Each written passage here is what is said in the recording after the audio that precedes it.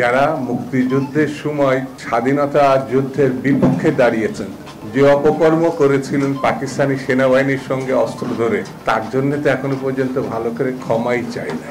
আগে ক্ষমা চান, জাতির কাছে দুঃখ প্রকাশ করেন, তারপরে কি করবেন না করবেন পরে ভেবে দেখা যাবে। বাংলাদেশের মুক্তিযুদ্ধের একমাত্র দল বাংলাদেশ জাতীয়তাবাদী দল।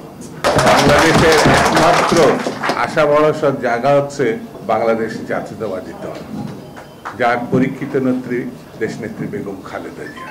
তিনি জীবনকে বিপন্ন করেছিলেন কিন্তু আপোষ করেননি। 16-17 বছর আল্লাহ তাকে রক্ষা করেছে। দেশের মানুষের দোয়া এখনো পর্যন্ত তার কাছে আছে।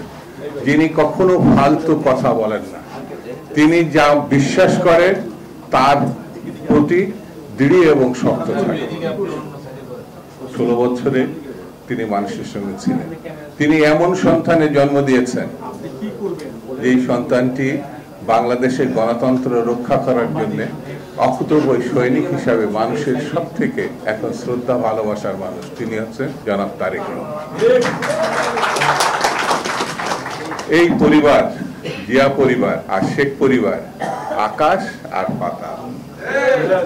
ওইটা চোরের পরিবার, ব্যাংক ডাকাতের পরিবার, লুটেরার পরিবার, গণহত্যার পরিবার। আরেকটি পরিবার হচ্ছে বাংলাদেশের স্বাধীনতার ঘোষণার পরিবার, লড়াইয়ের পরিবার, গণতন্ত্রের সপক্ষে জীবনকে উৎসর্গের পরিবার।